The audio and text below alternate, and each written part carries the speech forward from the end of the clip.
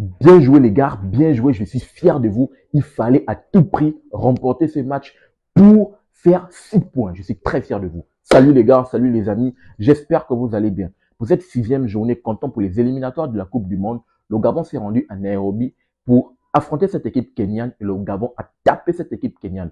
Dans ces éliminatoires-là, on a tapé le Kenya 2 fois. Ils sont venus chez nous, on a tapé. On est parti chez eux, on a tapé, on a montré que oui, même la Côte d'Ivoire a joué du côté du Kenya là-bas. Ils n'ont pas pu remporter le match. Je pense que le match a fini. Si ce n'est pas 0-0, c'est un but partout. En tout cas, le Côte d'Ivoire n'a pas pu taper cette équipe du côté de Nairobi. Nous, on est parti. On montre qu'on est la seule équipe qui bat cette équipe du Kenya. Et pourtant, le match n'a pas commencé de la meilleure des façons. Heureusement que Pierre-Emerick Aubameyang a répondu présent. Lui qui n'a pas été présent dans le match face aux Seychelles parce qu'il a eu accumulation de cartons jaunes, mais il a répondu présent. Il avait vraiment quelque chose. Et en fait, il avait cette fraîcheur dans les jambes et c'est lui qui inscrit le doublé dans ce match. Il a vraiment, capitaine courage, il a porté cette équipe et je tiens vraiment à le saluer. Mais avant de revenir après Emerick Aubameyang, je vais d'abord faire très rapidement le récit du match. Donc, comme je l'ai dit tantôt, le match n'a pas bien commencé de la part de cette équipe gabonaise. L'équipe kenyane est rentrée dans le match, a mis une intensité de malade avec la ferveur du public. On ne joue même pas 1 minute de jeu,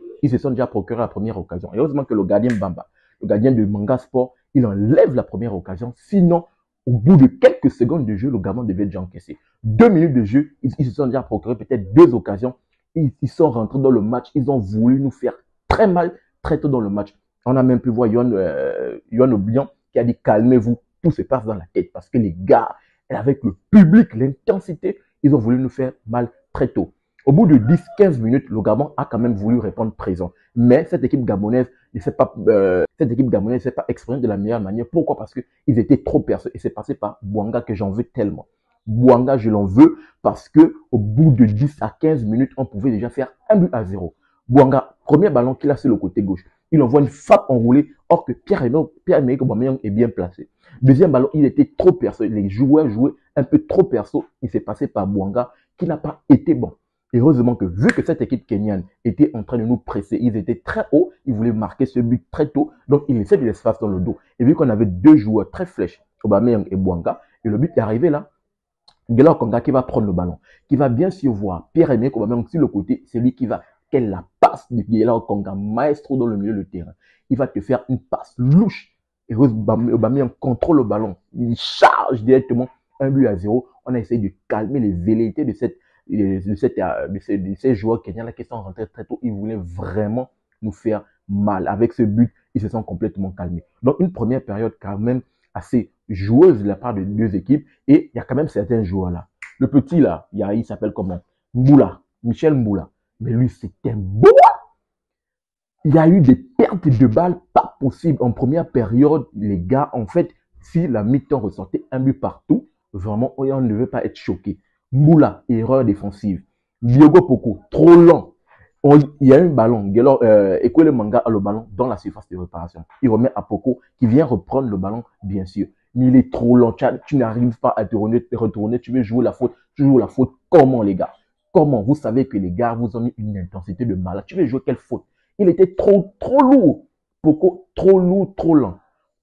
Il y a lui, Poko, erreur manifeste. Il y a oui, c'est ça? Michel Mboula, erreur manifeste. Il y a même l'autre là, sur le côté, Alex Mouketou. Regarde, en fait, Thierry Mouyoma est venu avec un schéma tactique à 3 défenseurs parce que j'ai un peu compris son schéma tactique parce que cette équipe kenyane, déjà que dans le match face à la Gambie, ils ont mis 3 buts. Donc, cette équipe kenyane, depuis le début de ces éliminatoires, ils sont sur 10 buts. Donc, on peut voir quand même qu'ils arrivent à se procurer des occasions. Et c'est passé par leur attaquant.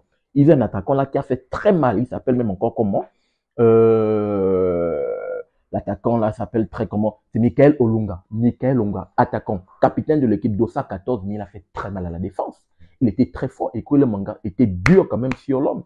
Mais lui, quand il sentait qu'avec Ekwele Manga, c'était compliqué, il partait du côté de Mouketou, ou il partait du côté de Mboula. Et quand il partait de ces 2 côtés, il arrivait quand même à peser. Il était très fort, très lourd. Heureusement que Ekwele Manga a pu le contenir. Mais lui, vraiment, sur le front de l'attaque, c'était compliqué. Donc, il peut dire que les 2 défenseurs n'ont pas été bons. Même l'entrée en deuxième période de Apidangoy, quand même, a fait du bien. Donc, première période, cette équipe on pouvait sortir de là avec un match. Mais heureusement qu'ils ont quand même essayé, avec l'abnégation, je tiens quand même à saluer vraiment cette équipe gabonaise parce qu'ils ont joué tous ensemble, malgré le fait que certains jouaient perso, surtout à Bouanga. Ils ont joué tous ensemble. Et puis, on ressort de cette première période 1-0. Deuxième période, cette équipe kenyane essaie de remettre la même intensité. Il se procure toujours une occasion. Mais heureusement que la défense est assez solide. Heureusement qu'on également, on leur fait mal parce que c'est toujours sur une action. Accélération du jeu de la part de Bouanga. Bouanga qui va revenir bien sûr à Aubameyang penalty. Je ne sais pas pourquoi les joueurs kenyans, même le coach kenyan est en train de dire il n'y a pas faute de main. On n'a pas appris ça. Main défensive, le joueur lève la main. Tu lèves la main comment? On met la main dans le dos, on apprend ça. On voit ça, bien sûr, c'est le football européen. On met la main dans le dos, mais il lève la main. Aubameyang qui frappe, le ballon touche la main, tout de suite penalty. Penalty transformé par Pierre-Emerick Aubameyang. Quand j'ai vu 2-0, pour moi, c'était tranquille. Moi, j'ai dit, c'est bon, les carottes étaient cuites. Mais après ce deuxième but, ce qui m'a énervé avec cette équipe gabonaise, ils ont baissé en intensité. Ils ont baissé en intensité et on a pu voir le Kenya qui est en train de reprendre un peu à peu le but. 10 minutes plus tard, après le deuxième but, parce que le but est arrivé, le penalty est arrivé à la 52e minute, 62e minute, 10 minutes plus tard, action sur le côté de Anthony Oyono. Double contact avec, on appelle ça comment? Appui remise entre le latéral gauche kenyan et l'ailier, appui remise, tac, tac, il remet profondeur. Oyono qui s'est fait battre dans la profondeur. Premier ballon, voilà pourquoi j'ai dit, je ne sais pas si c'est Moketu ou bien si c'est Bumba qui s'est fait prendre au premier poteau. Le ballon arrive, le joueur saute devant, mais comment le gars passe devant toi, l'attaquant là, Michael Olunga, il passe devant toi, il prend le ballon, il dévie juste, but. Ça m'a tellement énervé, je ne comprends pas pourquoi après, il a fait sortir les deux là, il a fait rentrer à Pinangoy parce que l'entrée d'Apinangoy en fin de match a été hyper importante. Il y a 2 joueurs en fin de match que j'ai trouvé assez importants dans leurs entrées. Il y a Pinangoy et puis il y a Jim Alevina parce que leurs entrées ont été hyper importantes. On a eu besoin d'eux parce que lorsque cette équipe kenyane a mis ce but, vraiment, ils ont poussé d'une façon. Ils ont poussé, le public ils poussaient. C'était Humano qui avait la possession de balle. Il poussait, il y avait plusieurs occasions. Voilà pourquoi j'ai dit Apinagoy très fort parce qu'il y a eu une action du jeu où il devait égaliser. Heureusement qu'Apinagoy est là. Le tacle qu'il a mis, le tacle sauveteur, c'est un tacle assez décisif. Jim Alemina également a été hyper important parce que à des moments où Bouanga et Pierre-Emerick Aubameyang étaient fatigués, c'est lui qui avait cette lucidité de prendre le ballon, de ressortir très rapidement. Il a causé peut-être 2 cartons jaunes de la part de cette équipe kenyane parce qu'il avait cette vitesse-là avec lui, vu qu'il était très frais, de ressortir bien sûr le ballon. Et voilà pourquoi j'ai dit ces 2 entrées quand même nous ont été assez importantes. Donc cette équipe gabonaise, bien sûr, qui finit par s'imposer, un match hyper important. On est la seule équipe qui a battu cette équipe kenyane aller et retour, hein, parce que même la Côte d'Ivoire, je l'ai dit tantôt, même la Côte d'Ivoire est allée là-bas, ils n'ont pas pu battre cette équipe kenyane. Vraiment, c'est un match que j'applaudis. Ces gars, ils ont bien joué. Ils ont vraiment bien joué parce que quand on essaie de voir très rapidement, conséquence au classement, le Gabon reprend la tête de ce groupe F provisoirement avant le match entre la Côte d'Ivoire et la Gambie. Comme je l'ai dit tantôt dans mon débrief hier, quand la Côte d'Ivoire s'est imposée face au Burundi, que malheureusement, on ne peut même pas envoyer la Gambie en commando. On ne peut pas vous envoyer pour dire aller prendre des points face à la Côte d'Ivoire. Parce que là où la Côte d'Ivoire pouvait perdre des points, c'était face au Burundi. Mais le Burundi, ils se sont sabordés. Et là, quand je vois le bilan de cette équipe gambienne-là, 3 défaites, non. La Côte d'Ivoire sera à la maison devant son public. Je pense que la Côte d'Ivoire va éclater cette équipe gambienne.